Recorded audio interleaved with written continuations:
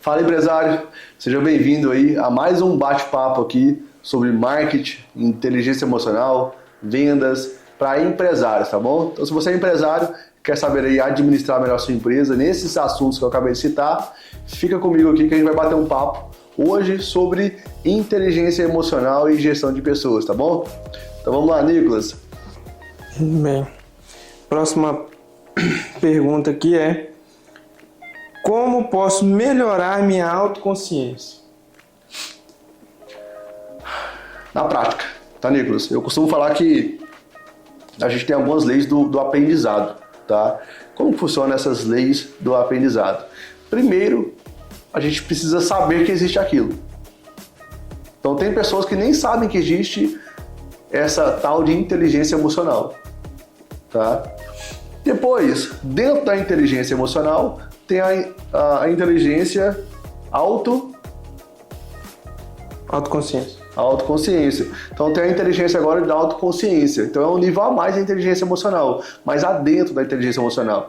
Então como otimizar a minha inteligência da autoconsciência? Então você tem que primeiro saber que existe isso. Depois que você sabe que existe, vai começar a estudar sobre o assunto, você precisa agora praticar isso. Tá? Porque quando você pratica, você vai meio que vivenciando aquilo de forma prática, tá? Para que você possa cada vez ter mais consciência daquele assunto que você está estudando ali, que é na prática que você vai pegar. E o terceiro nível de aprendizado é quando você ensina.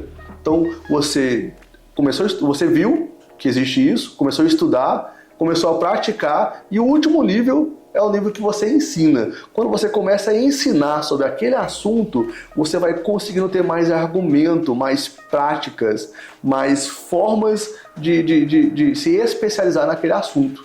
Então, comece estudando, pratique autoconsciência com frequência, depois comece a ensinar pessoas sobre esse assunto. Você vai virar mestre ali nessa parte. Como aumentar a minha empatia? Certo, Nicolas. Você primeiro precisa se colocar no lugar da pessoa. Então, aquela pessoa te fez alguma pergunta e você não sabe o motivo daquela pergunta ou daquela dúvida ali. Primeiramente, você tem que perguntar a você mesmo, por que ela fez essa pergunta? Ela está com essa dúvida aqui, foi porque eu não ensinei ela? Ou eu ensinei e ela não aprendeu? Então, vamos colocar um exemplo aqui no setor de vendas, onde eu tive aqui esses dias para trás uma situação.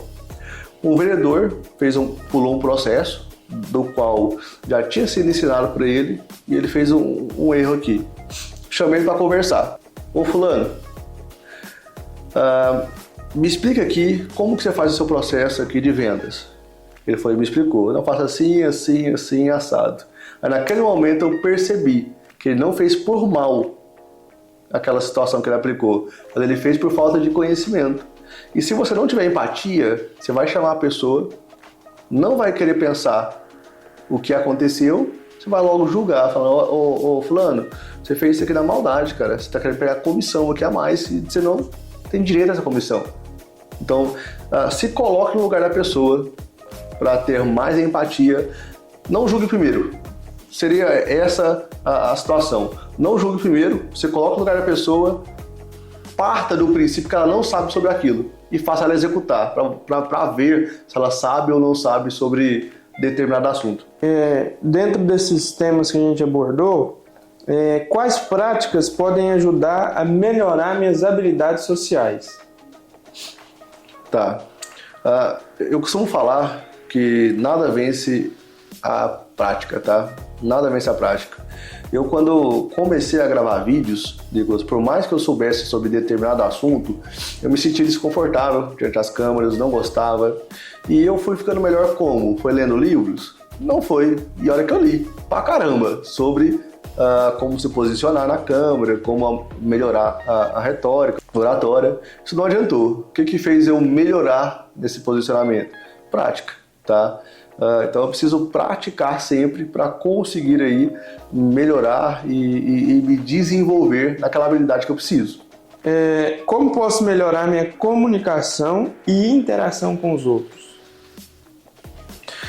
Nicolas, você precisa, para melhorar sua comunicação, você precisa se colocar em meio de pessoas, porque não tem como ter comunicação sem ter a oportunidade de conversar, tá? Então, o primeiro ponto é esse. Segundo ponto, para melhorar sua habilidade de comunicação, você precisa ter um repertório ali do que conversar, né? Então, leitura vai te ajudar bastante, porque você vai conseguir conversar sobre diversos tipos de assunto, mesmo em rodas diferentes ali. Então você vai ter um repertório de assunto para conseguir se comunicar com as pessoas. Terceiro ponto, que eu acho muito importante, é você ser interessante, tá? Primeiro seja interessante para depois ser interessado, tá? Então você precisa ser interessante para as pessoas. O que você tem para agregar para elas? Gere valor. Quando você começar a gerar valor para essas pessoas, normalmente elas vão começar a ter mais atenção a você e você vai ter mais oportunidade de falar e se comunicar com pessoas. Na parte dos clientes agora, como que a inteligência emocional pode melhorar o meu atendimento? Tá, Nicolas? Eu já vi muitas vezes vendedores perder venda por falta de inteligência emocional. Às vezes o cliente não está no dia legal, ele faz ali algo que foi um pouco mal educado com o funcionário ou o vendedor, e o vendedor retribui na mesma moeda. Aí você pega ali um cliente com inteligência emocional abalada, você pega um vendedor com inteligência emocional abalada, não sai venda e quem que perde? A empresa, tá? Então, se o seu vendedor não for treinado ali com possíveis situações que podem ocorrer no cotidiano dele, e ele não souber sobre inteligência emocional, não souber se portar a situações difíceis, bem provavelmente a sua empresa vai perder vendas ali com muita frequência, e a culpa não é do vendedor, tá? É do dono da empresa por não ter qualificado ali essa mão de obra para ter uma inteligência emocional forte e eficaz para tratar situações difíceis. Que é boa. Como identificar e responder às emoções dos clientes? Algo que está explícito, Nicolas, é a leitura facial, tá?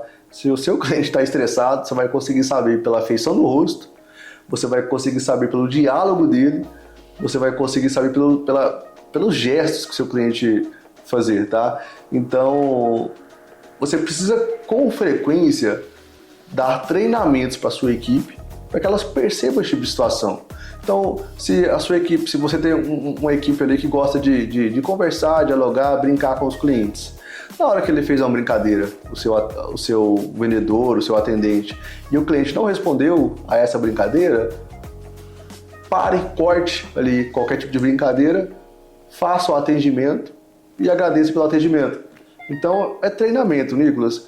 Cabe muito ao gestor da empresa ter treinamentos ali com frequência para que a equipe seja capacitada para fazer e pegar esse tipo de situação. Cardoso, e agora com os funcionários? Me fala aqui, quais as características de um líder emocionalmente inteligente? Tá. Líder, Nicolas, ele tá ali porque ele tem habilidades ali para ser consagrado como líder, para ter o cargo de liderança. E líder a todo momento pega problemas, todo momento. Então, características de um bom líder com inteligência emocional é tratar esses problemas de forma racional e não de forma emotiva. Então, um determinado funcionário errou. Ele precisa ser racional naquele momento e não falar que a pessoa errou, mas algum processo foi furado.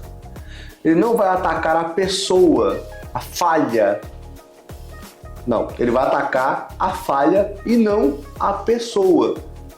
Então aquela pessoa, o funcionário não tem que ser ofendido, ele não tem que ser, não tem que brigar com ele, mas ele tem que ir para a parte da falha em si, mapear o motivo que aconteceu aquela falha, criar um processo para aquela falha não aconteça mais, e só vai acontecer isso se ele não for emocional, se ele for racional, tá? Então, características ali de um bom líder é ser racional na tomada das decisões. falando nesse assunto, eu preciso saber com você como que a gente cria uma cultura organizacional que valoriza e incentiva essa área da inteligência emocional. Tá.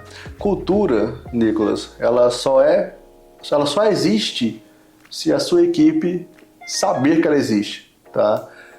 A cultura só existe também se ela for praticada. Por exemplo, eu dei uma palestra alguns meses atrás aqui sobre o poder da pressão.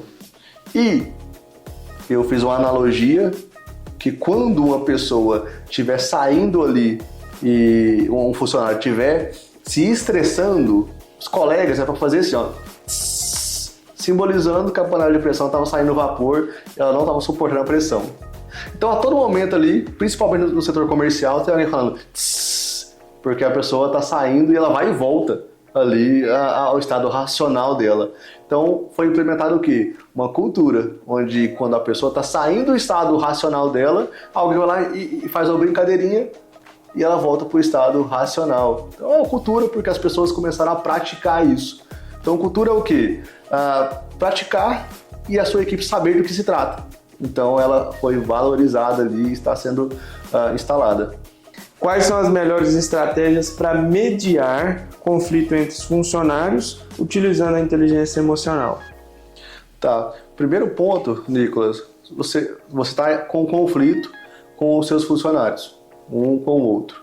Você nunca vai chamar os dois juntos, tá? Porque vai virar um pé de guerra. Primeiro, você vai chamar um e entender o que aconteceu na situação. Depois você vai chamar o outro e entender do ponto de vista dele o que aconteceu na situação. É casamento, Nicolas. Já aconteceu vezes, eu estava vendo um depoimento de um pastor, onde ele estava aconselhando um casal, e a esposa falou, essa merda de alguma coisa, xingou um palavrão lá de merda, tá? Na casa dela, a palavra merda é algo muito simples e usado pra tudo. Essa merda aqui, e a merda de lá, merda acolá. Tipo, lá no Rio de Janeiro, eles têm um hábito de falar muito porra. Porra, meu! Lá não é palavrão porra. É um ditado popular deles lá. Então, na casa daquela mulher, merda é algo popular. Mas na casa do cara, era algo muito significativo. Então eu tenho que entender no perfil daquelas duas pessoas o que feriu. Porque são criações diferentes, tá? Então, eu trago os dois, consigo mostrar como o seu colega enxergou e como ela enxergou, e eles enxergando esses dois perfis, eles conseguem entender, falar, nossa, foi por causa disso, e acaba resolvendo aquele conflito.